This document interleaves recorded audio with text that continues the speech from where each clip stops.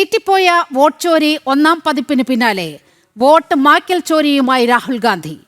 വ്യാജ ലോഗിൻ ഉപയോഗിച്ച് വോട്ടർമാരുടെ പേരുകൾ നീക്കം ചെയ്തുവെന്ന് രാഹുലിന്റെ ആരോപണം. മുഖ്യ തെരഞ്ഞെടുപ്പ് കമ്മീഷണർ ജ്ഞാനേഷ് കുമാർ ജനാധിപത്യത്തെ നശിപ്പിക്കുന്നവരെ സംരക്ഷിക്കുന്നുവെന്നും രാഹുൽ വ്യക്തമാക്കി. അതേസമയം രാഹുലിന്റെ പ്രസ്താവന അടിസ്ഥാനരഹിതമെന്ന് തെരഞ്ഞെടുപ്പ് കമ്മീഷൻ പ്രതികരിച്ചു.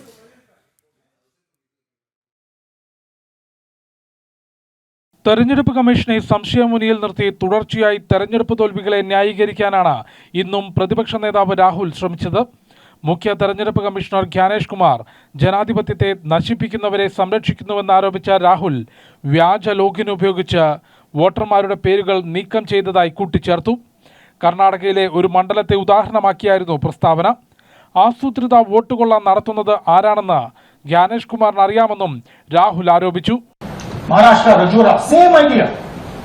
6,815 targeted voters added.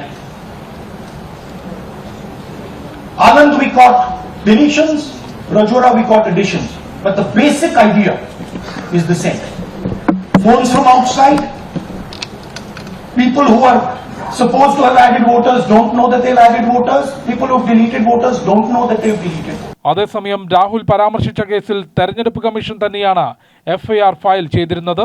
2023 ആലന്ദ് നിയമസഭാ മണ്ഡലത്തിലെ വോട്ടർമാരെ നീക്കാൻ ചില ശ്രമങ്ങൾ നടന്നിരുന്നുവെന്നും എന്നാൽ പൊതുജനങ്ങളിൽ ആർക്കും ഓൺലൈനായി വോട്ട് നീക്കം ചെയ്യാനാകില്ലെന്നും കമ്മീഷൻ പ്രസ്താവനയിൽ വ്യക്തമാക്കി. ജനം, ഡൽഹി.